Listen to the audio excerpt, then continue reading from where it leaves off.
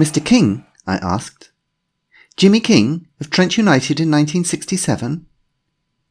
Oh, would you do me the honour of signing this photograph I have of you from those days?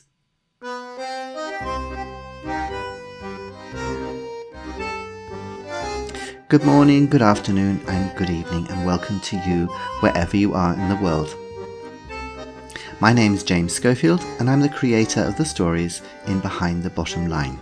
You know, it's a funny thing, but when you look at books and films, a theme that often comes up is that of getting revenge on somebody who hurt you in your past. But how can you repay the people who did something good for you, maybe a long time ago? Find out in The Debt. It was the shape of his nose that I first recognised.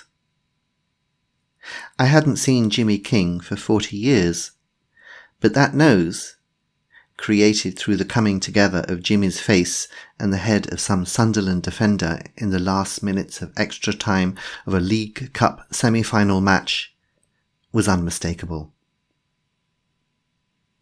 I noticed him while talking to some elderly ladies, friends of my mother-in-law's, in an old people's home. My mother-in-law had died a couple of weeks earlier, and I was visiting the home for the last time to collect her things and pay some bills. Because my face is familiar to many people, I'm a newsreader on the television, the head of the home, Mrs. Marsden, asked if I would have tea with her friends. She said they would like it, so I agreed. The home had 2 pleasant rooms, connected by a door where the residents could be together.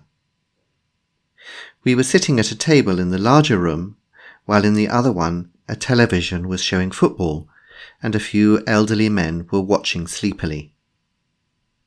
I could hear the commentators' voices in the background, rising and falling as the ball travelled here and there.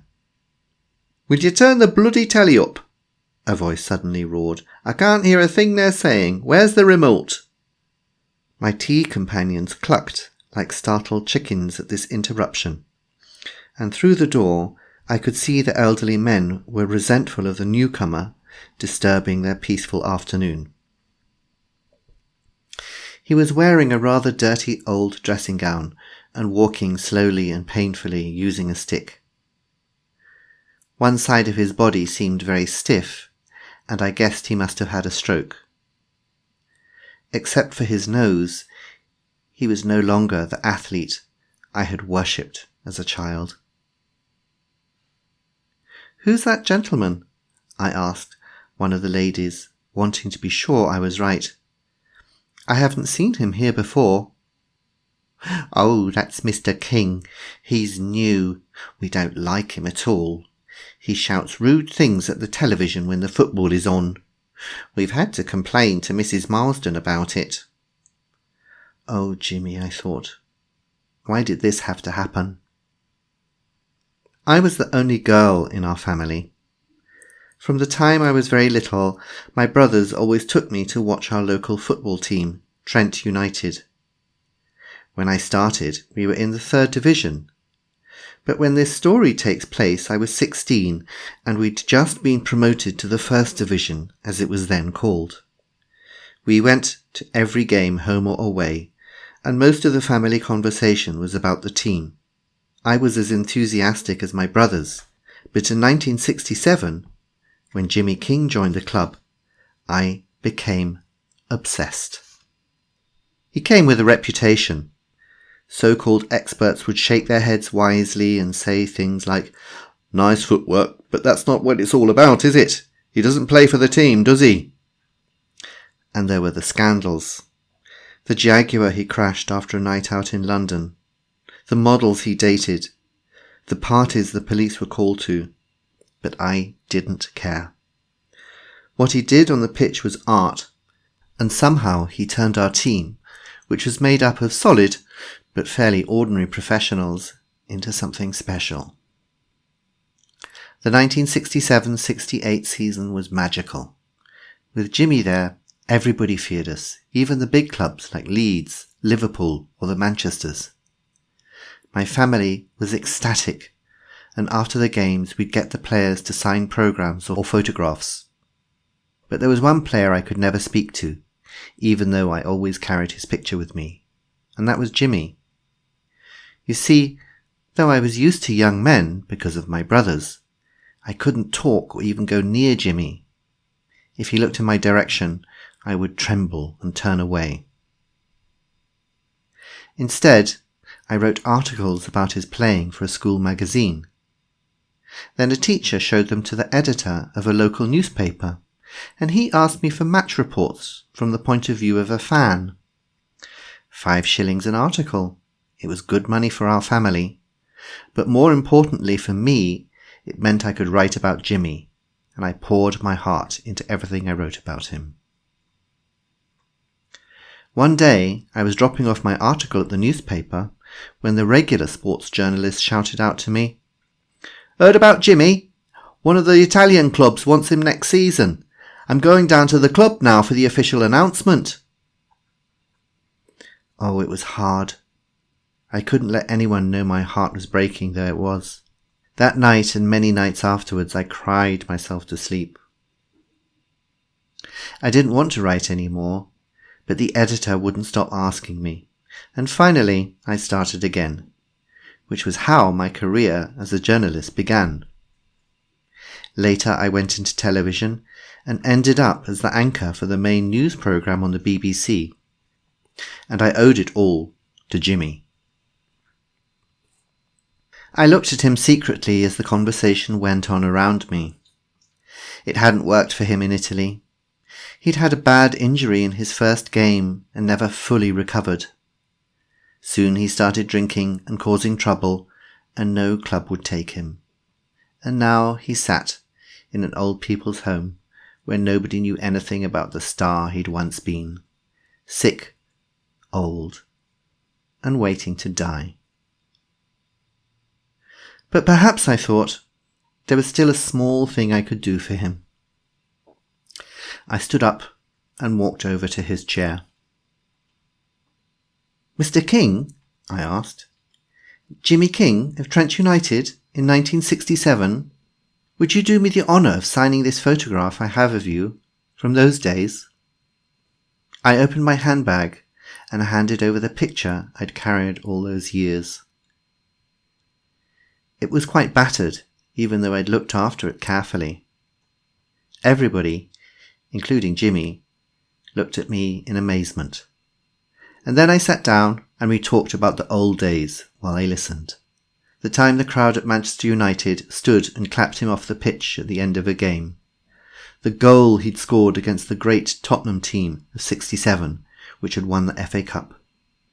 The match at West Ham, when Bobby Moore asked for his shirt at the final whistle. "Thank you," said Mrs. Marsden when I finally left. "You made Jimmy very happy. Nobody would have believed him if he'd told those stories himself. It'll be much easier for him now." I drove home. "Everything settled?" my husband asked me. "Yes," I said. "All debts paid."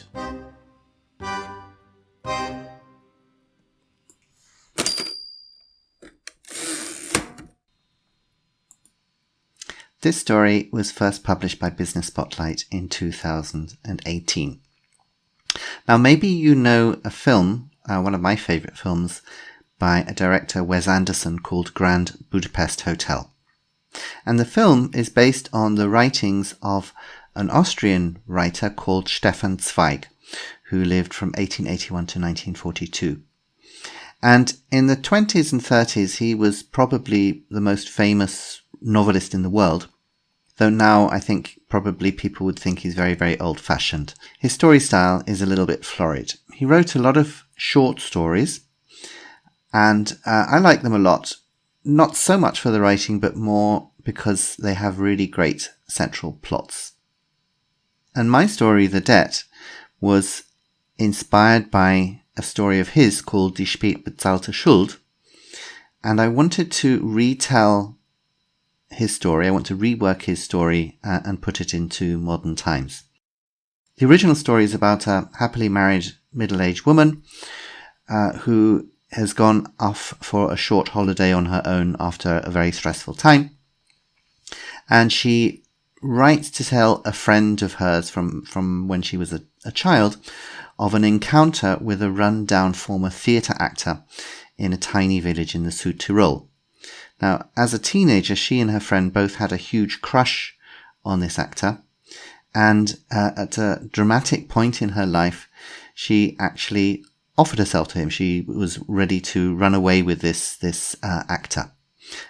And in the story, he rejects her advances, but he does it in a way without humiliating her, and you have to remember this story is set in the early part of the 20th century, without destroying her reputation, which would have meant that she wouldn't have been able ultimately to have found herself a respectable husband.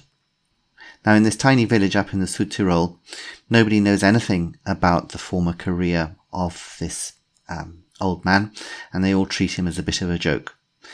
And she recognizes him, though he doesn't recognize her. She recognizes him, and she finds a way to repay his kindness to her when she was a teenager by talking with him in front of everybody in the village about his triumphs on the stage, with the result that afterwards everybody treats him with more respect. Now, when I first read this story, I really, really liked it. And I spent roughly 5-6 years trying to think of a way that I could retell it in one of my stories. And the problem was always one of space. The original story is something like roughly 10,000 words, and I only have 1,000 words to try to get across the same idea. So I spent an awful lot of time trying to think, okay, what can I cut out of the original story? And the first thing I decided was that he couldn't be an actor if I was going to update it, because theatre actors don't have that kind of status anymore. And so I felt that football could be a good substitute. I also decided that the sex angle was actually unnecessary. It was just enough that the teenager was obsessed with the man. I also felt that I couldn't just place it in a pub. It had to be in a community where all the members of the community would be in regular contact. And that was when the idea of placing it in an old people's home came into my head, because that seemed to be an ideal location where the same people would be compelled to see each other every day. Another influence on the story was actually my wife. She is a big ballet fan, and she's been going to the ballet since she was very young. And a couple of times I've been with her when she goes up to former ballet stars who are maybe sitting in the audience watching a performance, and said something nice to them.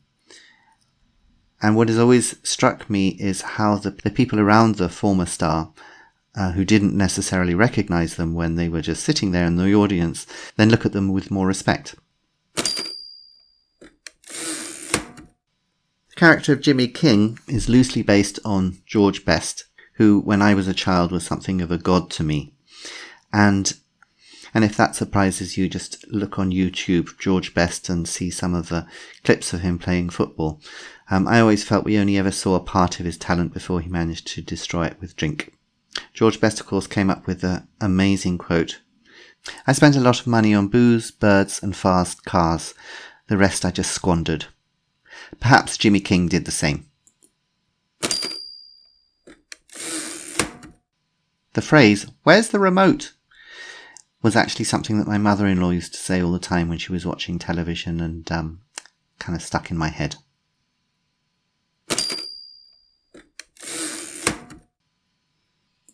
The tricky thing for me about retelling the story in my way was that in the original, the woman is grateful to the old actor because he did nothing to damage her reputation, her moral reputation.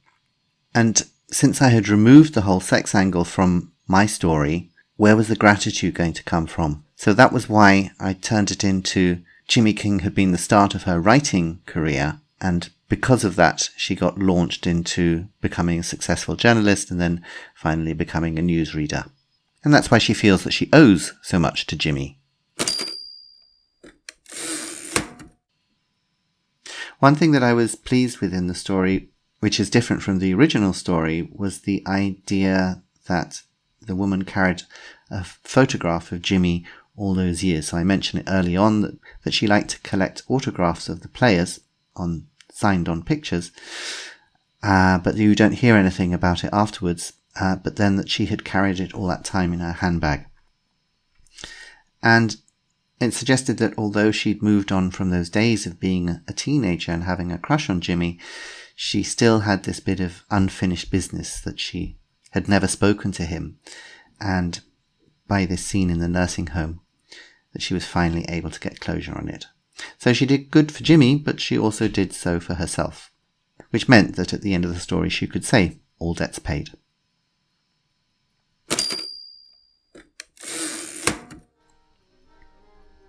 That's the end of today's episode. I hope you enjoyed The Debt. Why don't you visit my website, www.behindthebottomline, all one word, .com, and give Behind the Bottom Line a rating or a review, and you can do that also on Apple Podcasts.